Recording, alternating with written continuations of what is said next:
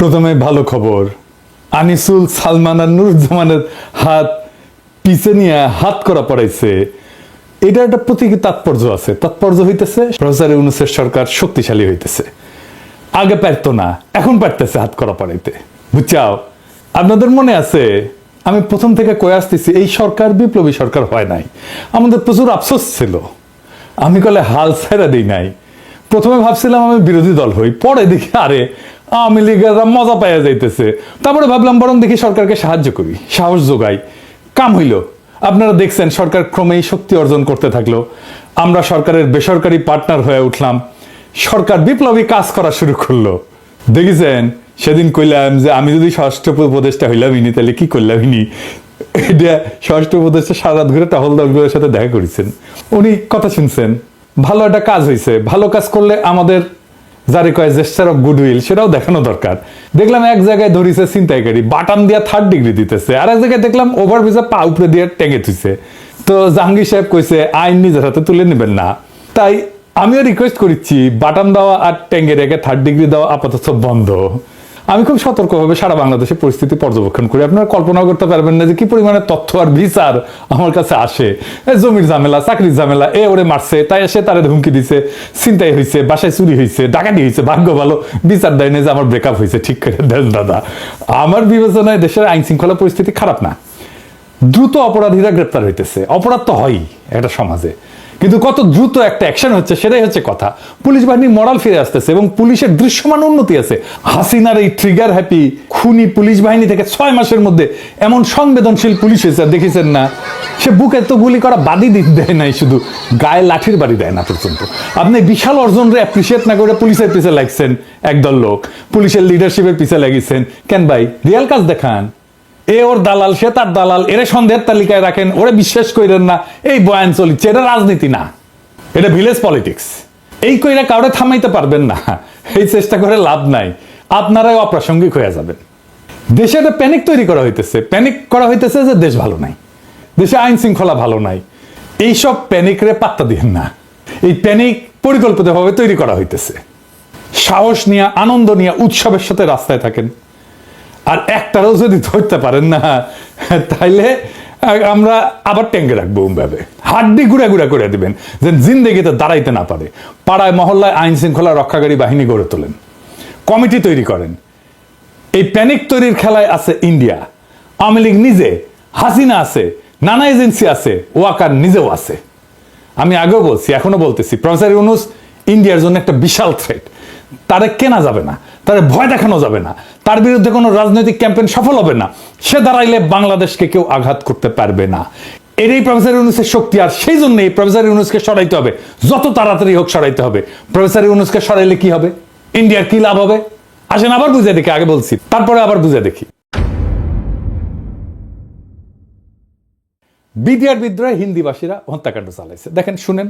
পিলখানাতে কখনোই সৈনিকরা এভাবে মানে সমস্ত সৈনিক মিলে এই হত্যাকাণ্ড ঘটাতে পারে না। আমি নিজে সবচেয়ে বড় প্রমাণ। হ্যাঁ, আমার রুমে গিয়েছিল হিন্দি ভাষীরা। বিডিআরে আমার হাজবেন্ডের সাথে আমি 3.5 বছর ছিলাম পিলখানাতে। আমি বিডিআরে তো আমি কখনো 3.5 বছরে শুনিনি কোনো সৈনিক কোনো সময় হিন্দিতে কথা বলতে। শুধুমাত্র 25 ফেব্রুয়ারিতে শুনেছিলাম 3 জনের মুখে। আর আমার হাজবেন্ড দরবার হলে থেকে আমাকে ফোনে বলেছিল ইন্ডিয়ান্স, এনএসজি এবং ইন্ডিয়ান্স। জুলাই আগস্ট বিপ্লবে হিন্দিভাষীরা গুলি চালাইছে। এইগুলো তো বিশাল একটা ঝামেলা ইন্ডিয়ার জন্য। কানাডায় শিখ নেতা হরদীপ সিং নির্জারের হত্যাকাণ্ডে ভারতের জড়িত থাকার অভিযোগ উঠছে না? তদন্ত চলতেছে, বিচার হবে। এছাড়া নিউ ইয়র্কে খালিস্তানপন্থী শিখ নেতা গুরপান্ত সিং পান্নুকে হত্যার চেষ্টার অভিযোগে ভারতের গোয়েন্দা সংস্থা রয়ের এক সাবেক কর্মকর্তা বিকাশ যাদবকে অভিযুক্ত করা হয়েছে না? ইন্ডিয়া আন্তর্জাতিকভাবে দেউলিয়া হয়ে যাবে, ওর ধুতি খুলে যাবে যদি বাংলাদেশে দেখা যায় যে সে তার বাহিনী পাঠাইছে গুলি করার জন্য। এইটা ইন্ডিয়া প্রাণপণে বন্ধ করতে চাচ্ছে। বন্ধ হবে কিভাবে? যদি প্রফেসর ইউনূস না থাকে। প্রফেসর ইউনূস না থাকবে কিভাবে? দ্রুত যদি নির্বাচন হয়। সেই জন্য ইন্ডিয়ার সেনাপ্রধান বলে নির্বাচিত সরকারের সাথে সম্পর্ক করবে। বিনা চুক্তি বলে দ্রুত নির্বাচন। ওয়াকার বলে ডিসেম্বরে নির্বাচন। বিএনপি বলে দ্রুত নির্বাচন। কারণ কি? কারণ তো বুঝতেই পারতেছেন। তবে বিএনপি বলে আর একটা ডেমোক্রেটিক সিস্টেম আসবে, নির্বাচন চাওয়া কি খারাপ? মোটেই খারাপ না। আমরা তো বলছিলাম গণপরিষদের নির্বাচন করেন, বলছিলাম না? আমরা নতুন সংবিধান করব, বিএনপিও বলে জনগণ সংবিধান সংস্কার করবে। তো আমরা এতদিন গণপরিষদের নির্বাচন করে নতুন সংবিধান রচনার কাজে হাত দিতে পারতাম, দিলাম না কেন? কে সেটা চায় না? বিএনপি। ছাত্র সংসদ নির্বাচন হলে গণতান্ত্রিক চর্চা কি বাধাগ্রস্ত হইতো? ডিসেম্বরে জাতীয় সংসদ নির্বাচন হইলেও তো ছাত্র সংসদ নির্বাচন এখন করে ফেলা যায় না? সেটা তো করবে না বিএনপি। স্থানীয় সরকার নির্বাচন, এটা হলে কি গণতান্ত্রিক চর্চা শক্তিশালী হইতো না? না, সেটা করবে না বিএনপি। কারণ ছাত্র সংসদ নির্বাচনে ছাত্র দল জিতবে না, স্থানীয় সংসদ নির্বাচনে ভালো ফল করবে না বিএনপি, এটা তাদের মাথায় ঢুকিছে। কিন্তু আশা আছে পাবলিকে জাতীয় নির্বাচনে মার্কা দেখে ছাপ্পা দিবে। কি স্বার্থপর চাওয়া! নিজে যেখানে দুর্বল সেটা করবে না, নিজে মনে করতেছে যেখানে জিতবে শুধু সেইটা চায়, শুধু সেইটুকু, আর কিচ্ছু না। আবার বলবে আমরা দেশের ভালো চাই। পুরা হাসিনা আমলে বিএনপির কোনো ভয়েস ছিল না। এমনকি হাসিনা পতনের পরে ওই যে বুয়েটের ছাত্র কি বুয়েটের টিচার কি প্রভুপাত কি যেন কিবের নাম, যাই হোক, বিএনপি আর তারেক রহমানকে নিয়ে বিএনপির দানব বানায় একটা ভিডিও বানাইছিল না? এই শর্মা ডিফেন্ড করলো তো বিএনপির নাকি? তার পিছে ঝাঁপে পড়ছে বিএনপির কর্মীরা। আপনার কর্মীরা হয় বেকুব, অথবা রাইট পলিটিক্যাল ট্রেনিং নাই, অথবা আপনাদের একেবারে নিয়ন্ত্রণ নাই কর্মীদের উপরে। তো কোন সবগুলি তো কারাবেটা রাজনৈতিক দল হিসেবে আপনাদের পাশে, আপনাদের দলের বাইরে কেউ দাঁড়াবে না জিন্দেগিতে, না। আমি কয়ে দিলাম, লিখে রাখতে পারেন। আপনি ঐক্য করতে যান, দেখেন শক্তিশালী কাউরে পাবেন না, দুর্বল লোকরে পাবেন। রাজনীতি যে আসলে বন্ধুত্ব আর সম্পর্ক, এই বেসিসটাই আপনি ধরতে পারেন নাই। তো আমার প্রিয় লেখক ওই রিফাত হাসানের একটা বই আছে, সম্পর্ক বন্ধুত্ব রাজনীতি, ওটা পড়ে দেখেন, তাইলে বুঝবেন যে রাজনীতির সাথে বন্ধুত্ব আর সম্পর্কটা কি জিনিস। আওয়ামী লীগরে দেখেও শিখেন না। সিপিবি কম হোক বেশি হোক তো আওয়ামী লীগের বিরোধিতা করেছে, তাই না? আওয়ামী লীগ একটা ফুলের টোপা দিছে, সিপিবিকে দেয় নাই।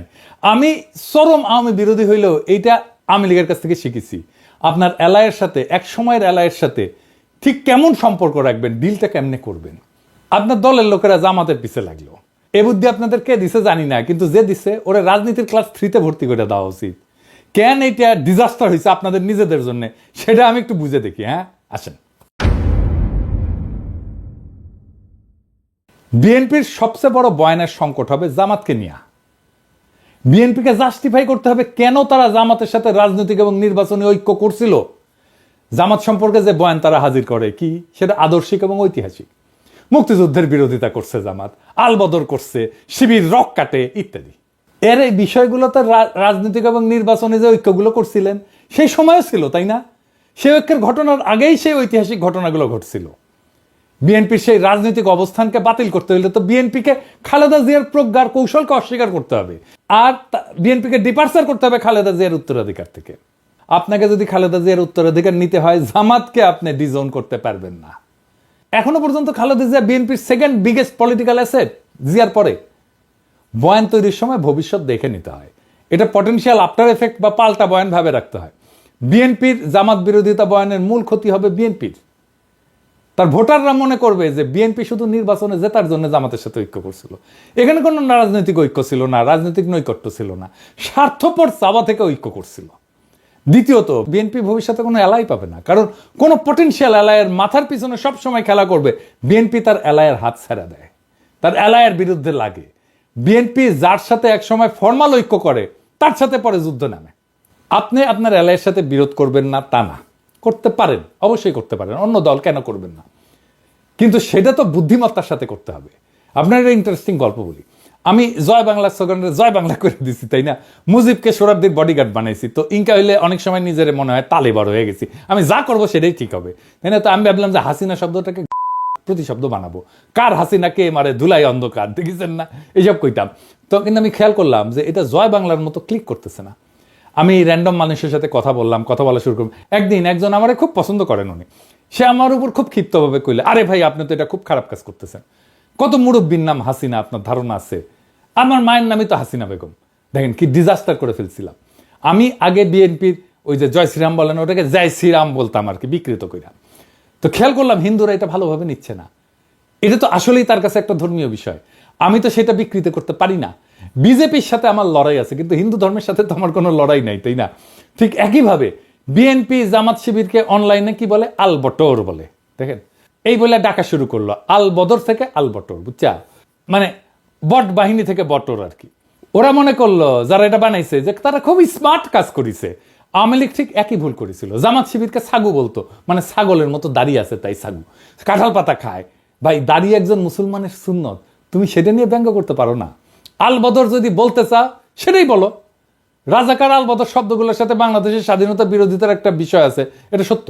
কিন্তু এটাও সত্য যে বদরের যুদ্ধ একটা হাইলি সিগনিফিক্যান্ট পবিত্র ঘটনা, ধর্মীয় পবিত্র ঘটনা, এটাকে তুমি বটর বলতে পারো না। এই কাজের কনসিকুয়েন্স আছে, কয়ে দিলাম। জামাতের রাজনৈতিক বিরোধিতা আপনি দারুণভাবে করতে পারতেন, জামাতের সাথে আপনার অতীতের রাজনৈতিক ঐক্যকে অন করেই করতে পারতেন, ওইটা একটা সিরিয়াস ইন্টেলেকচুয়াল কাজ হইতো। কিন্তু আপনারা তো সিরিয়াস কাজে যাবেন না, তাই না? হয় সে যোগ্যতা নাই, অথবা সে ভীষণ নাই, অথবা দুইটাই, অথবা বয়ান আসছে ইন্ডিয়া থেকে। যা বলেন জামাতের বিরুদ্ধে, এগুলো তো ইন্ডিয়ান বয়ান, এগুলো তো ইন্ডিয়ান বয়ান রে ভাই, এটাই আওয়ামী লীগ বলে আসছে, ওটাই আপনারা নিছেন, কোনো ইনোভেশন নাই। যাই হোক, আগের আলাপে ফিরি। বিএনপির বয়ান হইতেছে প্রফেসর ইউনূসের সরকার আইন শৃঙ্খলা পরিস্থিতি নিয়ন্ত্রণ করতে পারতেছে না, তাই না? বিএনপির কথা। তো বিএনপি ক্ষমতা আসলে কিভাবে নিয়ন্ত্রণ প্রতিষ্ঠা করবে? এই পুলিশ দিয়ে তো করবে নাকি? সব পুলিশ বাদ দিয়ে দিবে? এই পুলিশ কি ম্যাজিক দিয়ে ঠিক করে ফেলবে এক রাতারাতি? আমি যদি সবচেয়ে বড় রাজনৈতিক দল হই দেশে, আমার যদি সমাজের উপরে নিয়ন্ত্রণ থাকে, তাহলে আমি না চাইলে কেউ তো আইন শৃঙ্খলা পরিস্থিতি অবনতি করতে পারবে না, পারে না। আইন শৃঙ্খলা পরিস্থিতির অবনতি তো খুবই পরিকল্পনা করে হইতেছে। আমি আসতেছি সেই আলাপে। এখন দেখেন, এই যে বিএনপি সংস্কার চায় না, আওয়ামী লীগ নিষিদ্ধ চায় না, ইসকন নিষিদ্ধ চায় না, ছাত্র সংসদ নির্বাচন চায় না, স্থানীয় সরকার নির্বাচন চায় না, প্রথম আলো ডেইলি স্টারকে রক্ষা করতে চায়, আর চায় শুধু নির্বাচন। চায় কি? একটা জিনিসই চায়, শুধু নির্বাচন, যেন প্রফেসর ইউনূস চলে যায়। তারপরে ইন্ডিয়ার শান্তি, প্রফেসর ইউনূস থাকলে ইন্ডিয়া নাঙ্গা হয়ে যাবে। এই জন্য ইন্ডিয়া বিএনপি আর ওয়াকার হাত মিলাইছে। কারণ কারণ কারণ প্রমাণ দিব, এটা যে হাত মিলাইছে এটা প্রমাণ দেব। আর একটা কারণ আছে, কব? হ্যাঁ কব। বিএনপি কঠিন মাইন্ড করবে আর জামাত খুব খুশি হবে।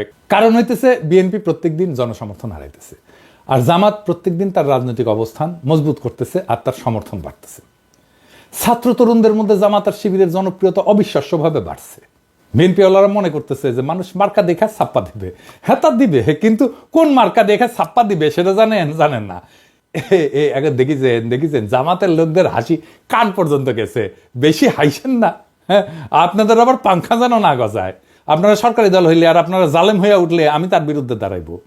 আজকে মাহমুদ ভাই ফোন দিছিলেন, তো উনি বললেন তোমার বাড়ি তো নর্থ বেঙ্গলে, জামাতের তো অবিশ্বাস্য জনপ্রিয়তা এই অঞ্চলে। আমার কথা না, মাহমুদ ভাইয়ের কথা। উনি মাঠের পালস খুব ভালো বুঝতে পারেন। বিএনপির পলিটিক্যাল ডিরেকশন যারা ঠিক করতেছেন তারা নিজেদের অবস্থান রিভিউ করেন।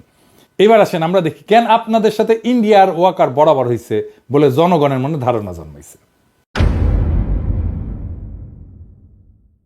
ওয়াকার রাওয়াতে বক্তব্য দেওয়ার 2 দিন আগে ও একটা বিএনপির নতুন থিঙ্ক ট্যাঙ্ক হয়েছে, উঠে গেছিল FSDS। এটা মিটিংয়ে গিয়া পররাষ্ট্রনীতি নিয়ে কথা বলছে ও পররাষ্ট্রনীতির কি বুঝে? ওই মিটিংয়ে সেখানে বিএনপির সব লোকজন, মির্জা ফখরুল্লাহ আছে, আর্মি চিফ, এরকম একটা পলিটিক্যালি চার্জ মিটিংয়ে যাইতে পারে? কখন যায়? যখন অ্যালাইনমেন্ট হয়, বরাবর হয়, তাই না? ওনার কি এই মিটিংয়ে যাওয়া উচিত হয়েছে? ফজলে ইলাহি আকবর এই হচ্ছে এই প্রতিষ্ঠানের প্রধান, সে বিএনপির আর্মি লবি দেখে। অভিযোগ আছে উনি আর্মির পারপিট্রেটর যারা এই সমস্ত গুম খুনটুন করছে তাদের বাঁচানোর জন্য উদ্যোগ নিছেন। এই যে অফিসেও নাকি করেছেন, ডিওএসএসে জমজমাট অফিস হয়েছে, শোনা যায় আর্মির সাথে কানেক্টেড আওয়ামী লীগের এক ব্যবসায়ী এই প্রতিষ্ঠানের ফান্ডিং এর সাথে যুক্ত। সত্য মিথ্যা জানি না। এর 2 দিন পরে রাওয়াতে বক্তব্য। এই বক্তব্য নিয়ে উৎসাহ দেখাইল কে? বিএনপি আর আওয়ামী লীগ, আর কেউ না। কি অবিশ্বাস্য ব্যাপার! ওয়াকার সাহেব তো চাকরিবিধি লঙ্ঘন করছে, বলে ডক্টর ইউনূস আমার সাথে একমত হয়েছে। শুনেন, আমি যতবারই ডক্টর ইউনূসের সাথে কথা বলেছি, he completely agrees with me. There should be free, fair and inclusive election, and that election should be within December or close to that. যেটা আমি এর প্রথমেই বলেছিলাম যে 18 মাসের মধ্যে একটা ইলেকশন। আরে বেটা তুই কে? ওয়ারেন্ট অফ প্রেসিডেন্সে 12 নম্বরে থেকে প্রফেসর ইউনূসে তুমি বলো যে আমার সাথে একমত হয়েছে, আর হাসিনা পলাইছে, তারপরে বলে মাননীয় প্রধানমন্ত্রী। শুনেন, মাননীয় প্রধানমন্ত্রী পদত্যাগ করেছেন এবং এখন একটা ইন্টারিম গভর্নমেন্ট ফর্ম করে আমরা আমাদের কার্যক্রম পরিচালনা করব। ওয়াকার দাবরানি দিচ্ছে, আর বাঙ্গু মিডিল ক্লাস গিয়া ওয়াকারের জয়ধ্বনি দেওয়া শুরু করছে। এটাই করে বাঙ্গু মিডিল ক্লাস। দেখলাম পাবলিকে ফেসবুকে আমার গালাইতেছে, চার্জ পেয়ে ভাবছে ওয়াকারের কান্দে বন্দুক রেখে পিনাকিরে খেলে দিই। ওয়াকার দাবরানি শুধু আমার খান নাই, কোন কোন জায়গায় দাবরানি খেয়েছেন দেখেন, এইবার দেখেন। হাসিনা বলে যাওয়ার দিনে সেনাবাহিনী আমাদের পক্ষে দাঁড়িয়েছে, কিন্তু গত তার আগের 1 সপ্তাহ মানুষকে গুলি করছে না। তাহলে আপনারা যে জনগণের বিরুদ্ধে দাঁড়িয়েছিলেন এর জন্য তো আপনি ক্ষমা চাননি। আজকে তিনি বলছেন কি যে সেনাবাহিনীতে পিলখানাতে সেনাবাহিনীদের হত্যা করছে ভিডিআর, এর বাইরে কোনো কথা নাই, কোনো মন্তব্য নাই। আমার প্রশ্ন, ভিডিআর যদি সেনাবাহিনীদের হত্যা করেই থাকে, কেন করলো, কাদের ইশারায় করলো, কি স্বার্থে করলো, এটা কেন জাতির কাছে বলতেছেন না? সেনাবাহিনীর প্রধানকে বলতে চাই, আপনি বড় বড় বক্তব্য দেন, বাংলাদেশের পরিবেশ শান্ত নেই, আপনারা কেন শান্ত করতে পারেননি? ম্যাজিস্ট্রেসি পাওয়ার আপনারা নিয়েছেন, তারপরে কেন কার্যকর করলেন না? শুনেছেন, ওয়াকার যখন বক্তব্য দেওয়া শুরু করলো, এই বক্তব্য, আর এর সাথে সাথে একই সময় চারিদিক থেকে নানা ঘটনা ঘটা শুরু করলো। নানা ঘটনা, দুর্ঘটনা। তার আগের দিন কি হইল, সারা দেশে নানা ধরনের সন্ত্রাস, এইটা সেটা, চিন্তায় চিন্তায় বিপুল একটা ঘটনা ঘটলো, দেশের মানুষকে বিপর্যস্ত করে দিছিল। আপনাদের অবাক লাগে নাই কেন একই সময় ঘটতেছে? দেখেন, দেশের চলমান পরিস্থিতি নিয়ে ঢাকা কলেজ শিক্ষার্থীদের মশাল মিছিল, দেখেন আইন শৃঙ্খলা পরিস্থিতির অবনতির প্রতিবাদে গণফোরামের বিক্ষোভ, একই সময় দেখেন অজিত দোভালের বাংলাদেশের সংখ্যালঘু সম্প্রদায়ের উপরে চলা নিপীড়নের চিত্র প্রদর্শনীতে যাওয়া, আবার বাংলাদেশ ইস্যু নিয়ে কলকাতায় ভিজিট, এই যে আইন শৃঙ্খলা অবনতি নিয়ে এই সোচ্চার অবস্থা। আবার দেখেন জনকণ্ঠে প্রকাশিত 65 ঘন্টায় 72 ধর্ষণ। আর ইন্ডিয়ার বিশিষ্ট দালাল পন্দের আলো সোহরাব হোসেনের কলাম, নির্বাচনের দিনক্ষণ জানাতে বাধা কোথায়। আবার দেখেন নারী নিরাপত্তার দাবিতে ইডেন ছাত্রীদের মশাল মিছিল। আবার দেখেন ঢাকা বিশ্ববিদ্যালয়ের ছাত্রীদের মিছিল, ধর্ষণের প্রতিবাদে মিছিল। সবকিছু একসাথে একই সময়, যেন সবকিছু পরিকল্পনা করা ছিল। ওয়াকারও বক্তৃতা দিবে, আর এমন একটা অবস্থা তৈরি করা হবে যে দেশ ভালো চলতেছে না, বুঝিছাও? খুবই প্ল্যান করে করা চারিদিক থেকে। এবং যখন এর মধ্যে এসে প্রথম আলো ঢুকবে, বুঝবেন এটার মধ্যে ইন্ডিয়া আছে। যখন এর মধ্যে সোহরাব হোসেন ঢুকবে, বুঝবেন এটার মধ্যে ইন্ডিয়া আছে। আবার দেখেন ভোকাবুলারি, মানে একই শব্দ তারা ইউজ করতে দেন। ওয়াকার বলে কাদা সুরাসুরি, মির্জা ফখরুল বলে কাদা সুরাসুরি, স্ক্রিপ্ট একই জায়গা থেকে আসছে। এই যে আইন শৃঙ্খলার ঘটনা, অস্থিরতা, প্যানিক, আবার প্রথম আলোর উপসম্পাদকীয়, সবকিছু হয়েছে ইন্ডিয়ান প্ল্যানিং এ, যেন প্রফেসর ইউনূসের সরকার ব্যর্থ এটা দেখানো যায়। তাই তাড়াতাড়ি নির্বাচন চাই। আমরাও দেশের জনগণ, আমাদেরও এজেন্সি আছে, আমাদের কথা শুনতে হবে। দেশের মালিক রাজনৈতিক দলগুলো শুধু না। ফ্যাসিস্ট রাষ্ট্র কাঠামো রেখা কোন সংসদ নির্বাচন না, নতুন সংবিধান হাতে নিয়ে নির্বাচন হবে।